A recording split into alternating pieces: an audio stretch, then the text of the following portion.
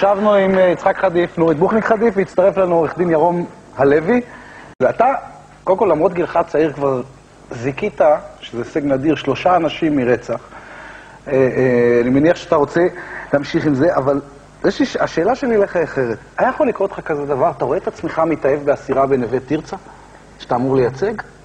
אני אגיד לך, קודם כל לגבי הדוגמה של איציק ונורית, עם התוצאה והאהבה היפה הזאת אי אפשר להתווכח. וכשאתה רואה כזה סיפור יפה, אז השאלה הזאת הופכת לפחות חשובה.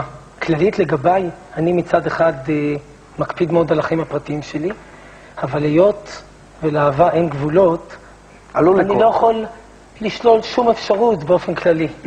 ועוד פעם, אני חושב שמה שצריך לקרות קורה בדרך כלל, והאהבה ביניהם זה אחת הדוגמאות הטובות והיפות. תגיד, לך יש דילמה מוסרית אם להגן על רוצחים?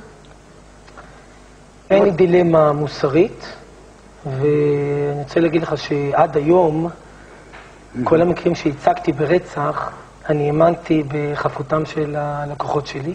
לשמחתי, גם בית המשפט האמין.